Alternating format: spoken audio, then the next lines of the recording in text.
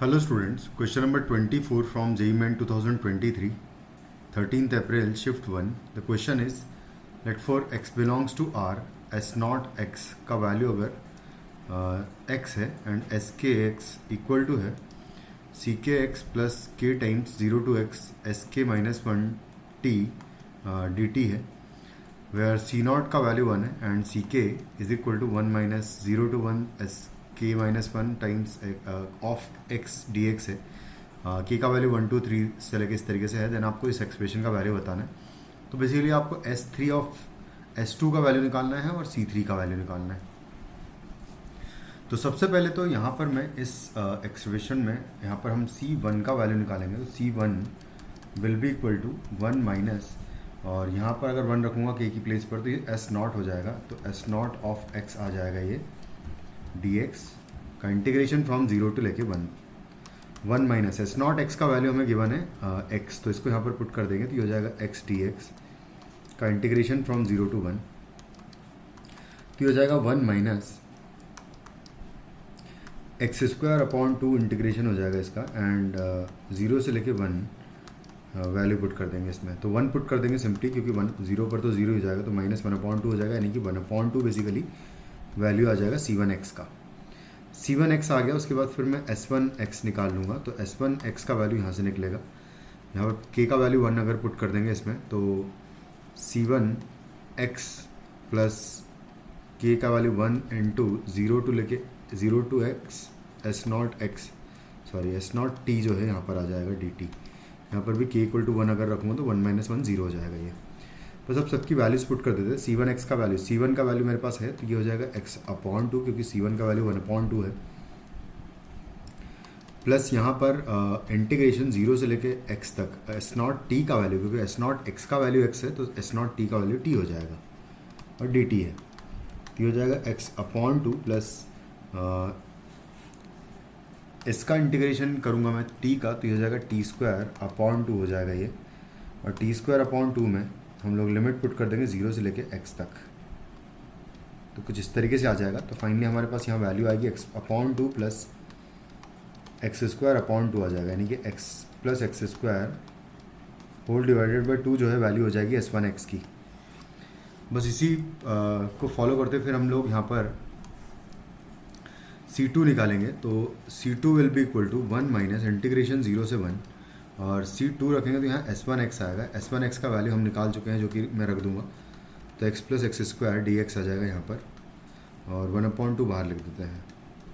तो कुछ इस तरीके से आ जाएगा. इसका वैल्यू कैलकुलेट करूँगा तो आएगा 1 माइनस 1/2 मल्टीप्लाइड बाय x का इंटीग्रेशन हो जाएगा x²/2 एंड प्लस x³ हो जाएगा x² का. 0 से 1 इसमें लिमिट पुट कर दूंगा, तो 1 माइनस 1/2 इंटू यहाँ पर 1 डायरेक्टली पुट कर देते हैं, क्योंकि 0 पर तो 0 ही हो जाएगा. तो इसको कैलकुलेट करेंगे अगर तो आएगा 1 माइनस ये हो जाएगा 5/6 और इंटू 2 करेंगे तो 5/12 हो जाएगा ये.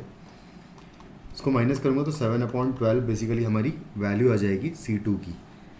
उसके बाद फिर C2 आ गया है, तो इसी तरीके से मैं S2 निकालूंगा. S2 of x is equal to आएगा यहाँ से, इस एक्सप्रेशन से k की वैल्यू 2 रख देंगे तो ये हो जाएगा C2 ऑफ x एंड आएगा प्लस,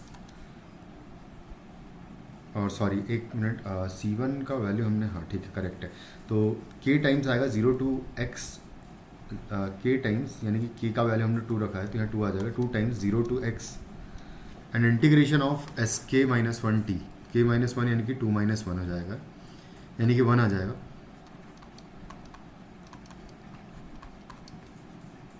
कुछ इस तरीके से आ जाएगा. C2 का वैल्यू 7/12 है तो ये जाएगा 7x/12 plus 2 times integration 0 to x. S1t का वैल्यू अगर देखेंगे तो S1t यहाँ पर t रख दूंगा तो x प्लस x²/2 है, तो ये हो जाएगा t प्लस t²/2 आएगा, और आएगा dt. तो ये कैंसिल आउट हो जाएगा. तो यहाँ से आ जाएगा ये 7x/12 एंड आएगा प्लस t²/2 एंड प्लस आएगा t³ आएगा, जिसमें 0 से x लिमिट पुट करेंगे तो सिंपली x पुट कर दूंगा मैं. तो आ जाएगा 7x/12 plus x² upon 2 plus x cube upon 3 आ जाएगा डायरेक्टली एक्सपोर्ट करने पर, क्योंकि 0 पर तो 0 ही हो जाएगा। ये S2x आ गया है हमारे पास, S2x आ गया है तो हमें इसी की ज़रूरत है, और यहाँ से अब बस C3 निकाल लूँगा मैं।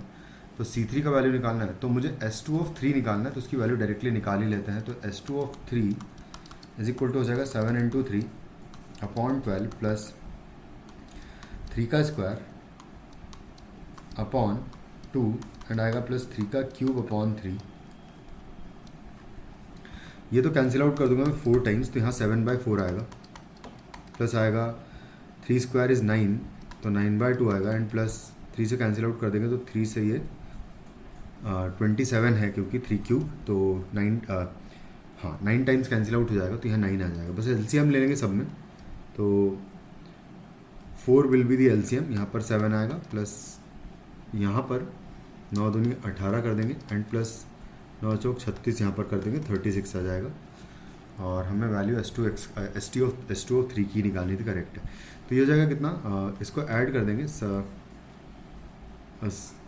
प्लस 18 इज़ 25 प्लस 36 करूँगा मैं, तो 1 कैरी, 3 प्लस 2 5 प्लस 1 हो जाएगा 6, तो यानी कि 61/4 हो जाएगा। ये 61/4 is the value of S2 का वैल्यू। अब मुझे निकालना है यहाँ पर फाइनली C3 निकालना है, C2 तक निकाल चुके थे हम लोग, तो C3 इज इक्वल टू होगा 1 माइनस 0 to 1 एंड यहाँ पर आएगा S2 आएगा, S2 आ जाएगा, क्योंकि वही है वैल्यू 1 माइनस S2 का वैल्यू, S2 जो है हम लोग यहाँ पर रख देंगे S2 का वैल्यू, तो ये हो जाएगा 7x अपॉन 12 प्लस आएगा x² अपॉन 2 प्लस आएगा x³ अपॉन 3, और इसका करेंगे इंटीग्रेशन फ्रॉम 0 to 1 dx, कुछ इस तरीके से कर देंगे, तो हो जाएगा 1 माइनस, इसको इंटीग्रेट कर दूंगा तो आ जाएगा 7x² अपॉन 12 इंटू 2 हो जाएगा 24, फिर आएगा प्लस x³ अपॉन 3 हो जाएगा यहाँ पर, और 2 ऑलरेडी है तो 6 हो जाएगा ये, और उसके बाद फिर प्लस x⁴ अपॉन 4 आएगा तो 12 हो जाएगा नीचे, और इसमें लिमिट 0 से 1 पुट कर देंगे, तो बेसिकली 1 पुट कर दूंगा, क्योंकि 0 पर तो 0 ही होगा ये, तो 7/24 यहाँ पर आएगा प्लस 1 पुट करने पर 7/24, यहाँ पर आएगा 1/6 प्लस आएगा यहाँ से प्लस x⁴ 1/12 हो जाएगा, ये कुछ इस तरीके से आएगा, और 6 टाइम्स हमें ये वैल्यू निकालनी है C3 का वैल्यू। तो एक काम करते हैं, 6 टाइम्स C3 ही निकाल लेते हैं, तो 6 टाइम्स C3 जो है 6 से मल्टीप्लाई कर देंगे इसको, तो 6 माइनस 7/4 हो जाएगा इसका वैल्यू, प्लस इसको 6 से मल्टीप्लाई करूँगा तो 1 बचेगा, प्लस इसको मल्टीप्लाई करेंगे तो 1/2 बचेगा। इसका वैल्यू निकाल लेते हैं, तो 6 माइनस इसको एलसीएम ले लेंगे तो 4 आ जाएगा यहाँ पर, और 7 प्लस 4 प्लस 2 यहाँ पर आ जाएगा, तो ये हो जाएगा 6 minus 7 plus 4 is 11 plus 2 is 13/4 आ जाएगा। ये हो गया 6 टाइम्स C3 का वैल्यू। अब मैं बस इसको ऐड कर दूंगा S2 में, तो S2 इज इक्वल टू है S2 प्लस 6 टाइम्स C3 का वैल्यू हो जाएगा ये, यहाँ से 61/4 वैल्यू है S2 का, एंड प्लस 6 टाइम्स C3 का वैल्यू निकाल चुके हैं। तो मैं एक काम करता हूँ, -13/4 को इधर लिखूँगा एंड प्लस 6 इधर लिख देता हूँ। इनको दोनों को कैलकुलेट कर लेते हैं, 60 में से 12 माइनस करूँगा मैं तो 48 बचेगा, तो 48/4 एंड प्लस 6 आ जाएगा, और 48/4 जो है 8 48 होता है, तो 12 प्लस 6 हो जाएगा, ये 12 प्लस 6 जो है वो आ जाएगा 18। So the 18 is the answer, है ना, final answer of the question. Thank you.